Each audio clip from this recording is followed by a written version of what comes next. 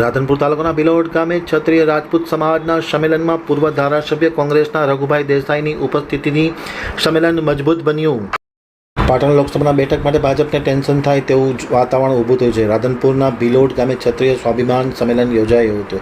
આ સંમેલનમાં મોટી સંખ્યામાં સમાજના આગેવાનો, કાર્યકર્તાઓ અને લોકો સ્વયંભૂ ઉમટી પડ્યા હતા.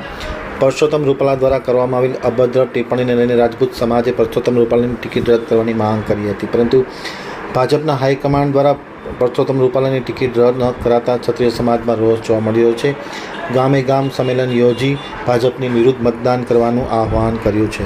આ સંમેલનમાં હરપાલસિંહ ચુડાસમા, ઇન્દ્ર વિજયસિંહ ગોહિલ સહિતના આગેવાનોની ઉપસ્થિતિમાં પહેલાં સ્થાનિક આગેવાનોનું પ્રાસંગિક ઉદ્બોધન કરવામાં આવ્યું. ત્યારબાદ ક્ષત્રિય સમાજને માલધારી સમાજે આપેલ સમર્થન. આ પ્રસંગે સજનસિંહ જાડેજા, હરપાલસિંહ ચુડાસમા, અજય પાલ અને મહિપાલ જાડેજા અને સંજયસિંહ, પાર્થરાજસિંહ અને મહાનુભાવોની ઉપસ્થિતિમાં ભવ્ય ક્ષત્રિય સ્વાભિમાન સંમેલન યોજાયું હતું. રાધનપુર વિધાનસભાના 50 ગામોમાં વસતા ક્ષત્રિય સમાજના આગેવાનો આ સંમેલનમાં ઉપસ્થિત હતા.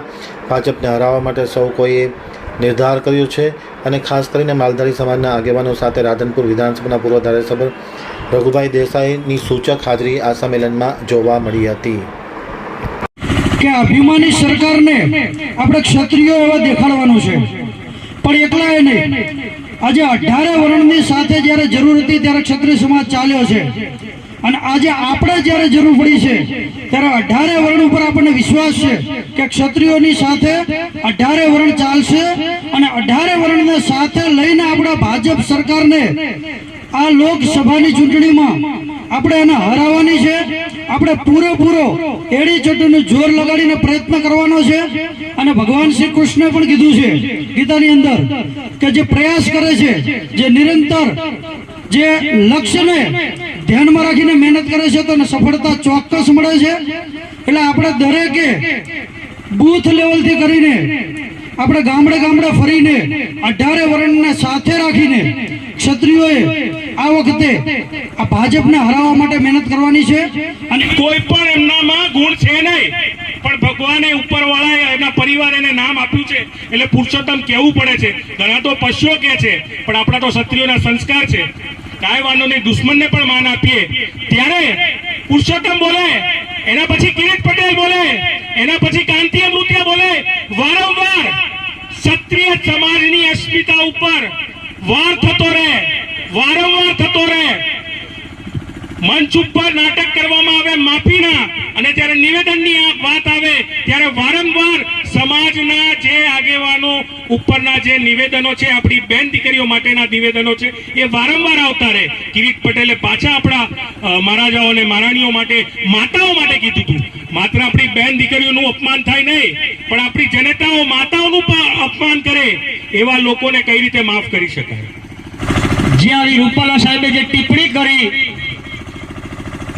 એ ટિપ્પણીની અંદર ક્ષત્રિય સમાજની દીકરી આપણી બહેન છે, ત્યારે મિત્રો દુઃખી થશે કે આ લોકો પાસે આપણે ધન દોલત નથી માગી. આ લોકો પાસે માત્ર ને માત્ર આપણે ટિકિટ રદ કરવાનું માગ્યું હતું, ત્યારે એનો આપણે સમય આવ્યો છે. તો આ લોકો જો ટિકિટ રદ ના કરતા હોય તો મારા ક્ષત્રિય સમાજને હું ધીરાજી ઠાકોર જજામથી આહવાન કરું છું કે મારી પાટણ લોકસભાની સીટ નહીં, આખા ગુજરાતમાં આખા ગુજવું ન જોઈએ, ત્યારે પણ તારા હાથ કાપવા ન જોઈએ. કારણ કે જ્યારે દ્રૌપદીના ચીરહરણ થતા હતા ત્યારે આ પાપીઓ મૌન હતા, એનો વધ નિશ્ચિત હોવો જોઈએ. આજ રાજપૂત સમાજને જાગવું પડ્યું છે. મિત્રો, દુઃખ તો એ વાતનું છે કે આપણે રાજપૂત સમાજ મહિલાઓની માન મર્યાદા સાથે મરી પીટનારો સમાજ છે, પરંતુ આજ જ્યારે આપણા ઉપર આ ઘાત જોઈને આપણે જાગૃત થયા. આપણે જાગૃત થવાની જરૂર 6 મહિના પહેલા હતી, જ્યારે મણિપુરની અંદર એક કારગિલના યુદ્ધના જવાનની મહિલાને સરેઆમ નગ્ન કરીને દોડાવવામાં આવી હતી, ત્યારે ભારતની જનતા મૌન હતી. એ ધૃતરાષ્ટ્ર હજી પણ મૌન છે. આ ધૃતરાષ્ટ્રને સજા દેવાનો સમય છે.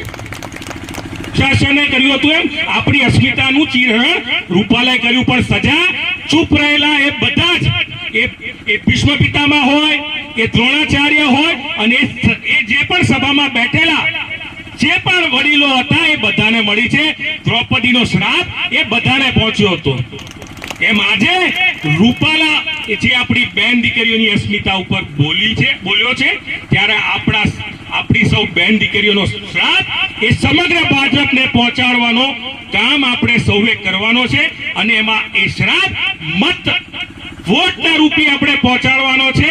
એમનું જે કહી શકાય કે જે નાભીમાં જે જીવ છે એ વોટ જે કહી શકાય ઈવીએમ મશીનમાં છે એ ઈવીએમ મશીન ઉપર વાર કરવાનો છે.